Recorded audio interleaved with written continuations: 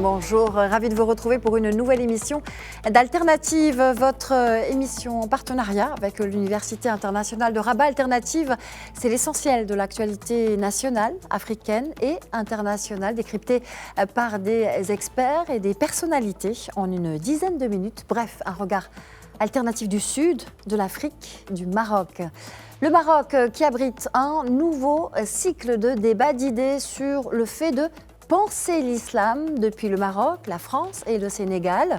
Prévu pour les 8 et 9 mai prochains, ce cycle de conférences-débats est organisé par l'Institut français du Maroc en collaboration avec le Centre Jacques Berck, l'Université internationale de Rabat, l'Institut fondamental d'Afrique noire de Dakar, l'Institut national des langues et civilisations orientales, sans oublier la faculté des lettres et des sciences humaines Ain Choc de l'Université Hassan II et l'Institut œcuménique de théologie El Mouafaqa, une pluralité d'institutions qui reflètent la pluralité des prismes souhaités sur deux thématiques en particulier.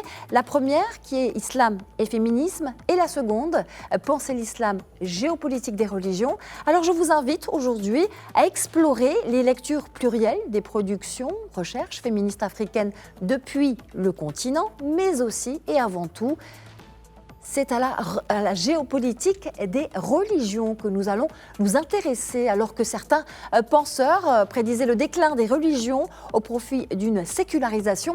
Les religions, et en particulier l'islam en Afrique, semblent jouer un rôle important dans les relations internationales, peut-être aussi constituer un élément structurant des États au Maroc, en France ou en Sénégal. Ce sont des questions, en tout cas, que nous allons poser à M. Mohamed Touzi, professeur de sciences politiques et responsable de recherche à l'Institut d'études politiques d'Aix-en-Provence.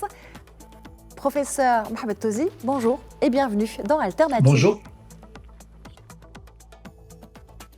Alors, vous faites partie des éminents experts qui prennent part à ce cycle de débats. Vous intervenez donc sur la seconde thématique, qui est celle de penser l'islam, la géopolitique des religions. Alors, la formulation même de géopolitique du religieux confirme-t-elle, consacre-t-elle un retour effectif du religieux dans les sociétés contemporaines et notamment en Afrique? Quelle sera votre approche du débat?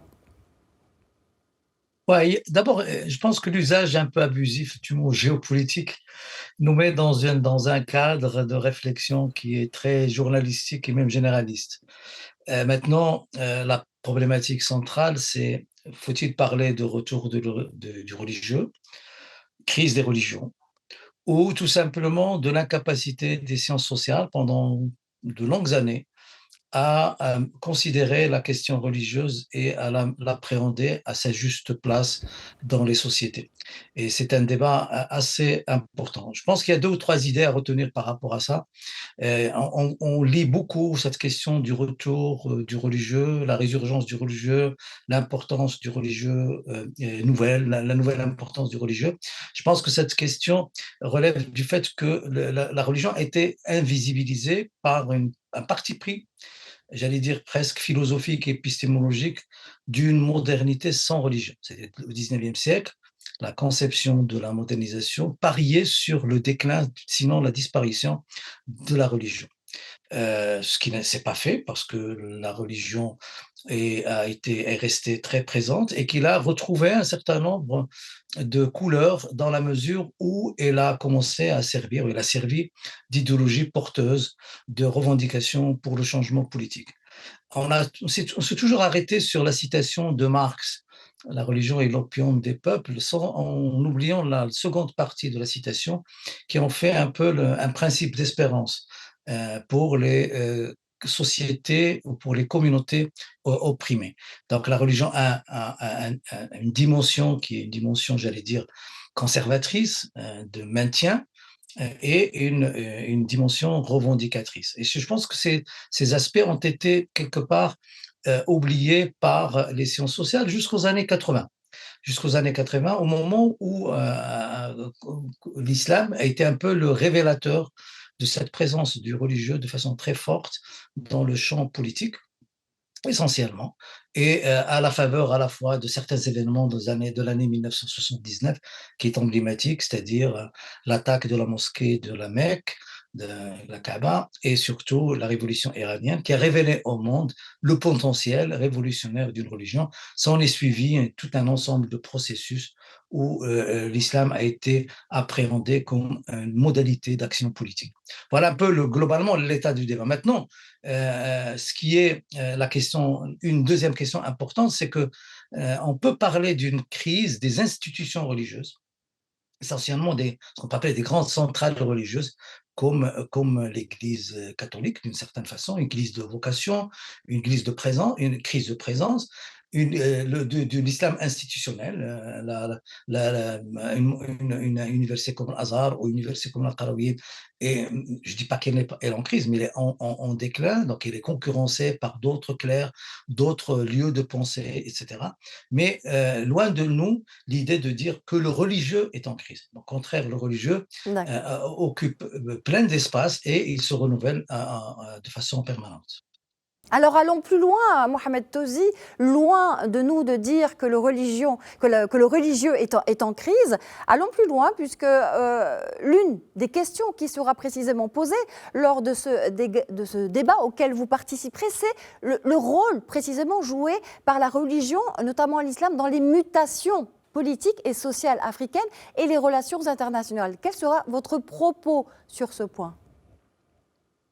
Je pense que mon propos part de cette idée d'un phénomène qui est consécutif au mode d'instrumentalisation de la religion dans les processus de légitimation des pouvoirs politiques.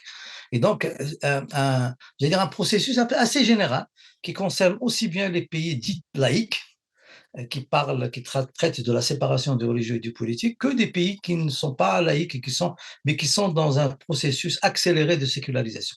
C'est l'idée de ce qu'on peut appeler de production par les différents États de ce qu'on appelait des religions officielles, s'agissant d'abord de l'islam, mais s'agissant aussi d'autres pays qui ne sont pas nécessairement musulmans, où on a une sorte d'islam national dans chaque pays, l'islam marocain, l'islam algérien, l'islam français, l'islam belge.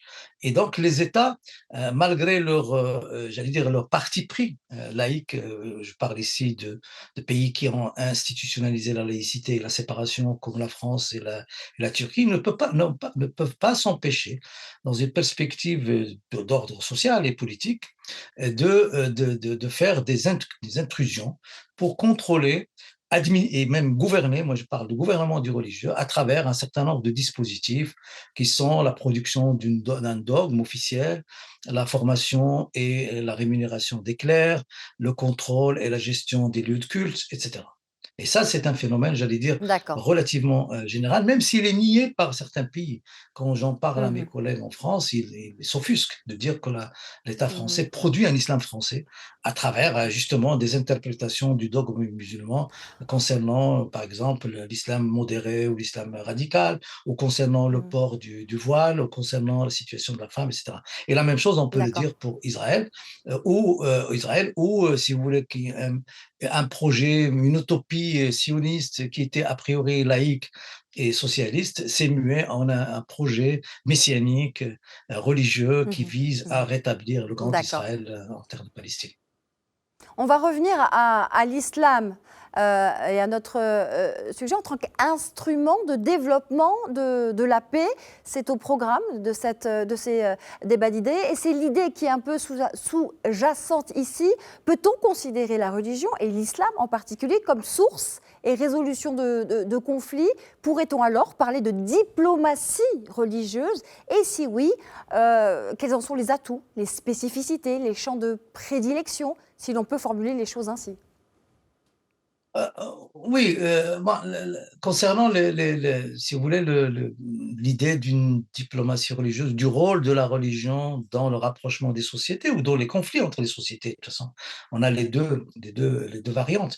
Mais dans le rapport entre sociétés, le rôle de la religion est très important. Et là, on peut ici évoquer le cas du Maroc, qui ont fait un vecteur de rapprochement, d'abord avec les pays musulmans, notamment pays africains, où l'islam sunnite marocain, sunnite malikite marocain s'est diffusé traditionnellement dans l'Afrique subsaharienne, et où il est porté par le roi, commandeur des croyants, et à travers toute une série d'actions politiques et religieuses sur le continent africain, que ça soit au niveau de l'architecture des mosquées, ou de la calligraphie des Corans, ou de la façon de lire le Coran, ou de l'école malikite elle-même, etc. Donc il y a une vraie diplomatie religieuse, comme il y a une demande religieuse des pays amis auxquels répond le Maroc. Maintenant, avec les autres religions, je pense que ce soit le judaïsme ou le christianisme, dans ces deux variantes protestantes et catholiques,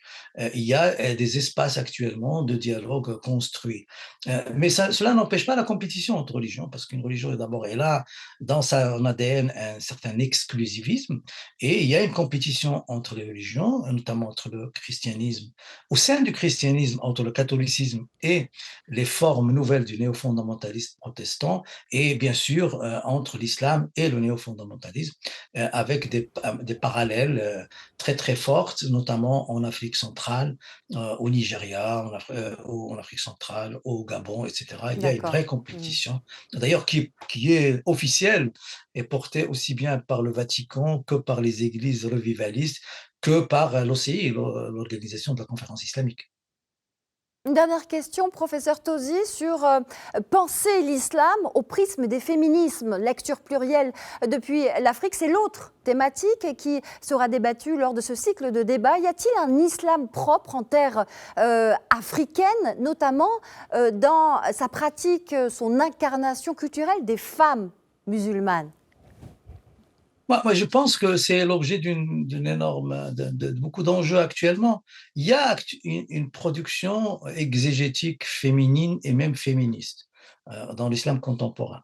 On a quelques bonnes représentantes, s'agissant du Maroc par exemple, de femmes qui produisent une réflexion très fine sur les atouts que peuvent aller chercher les mouvements féministes dans les sources, que ce soit le Coran ou le Hadith. On a par exemple Madame El-Mrabet qui a produit beaucoup de textes en ce sens. On a une autre fille qui est pratiquement inconnue qui s'appelle Mariam Yafout qui a fait une très belle thèse sur l'exégèse au féminin. Et on en a aussi en Égypte, en Tunisie, effectivement.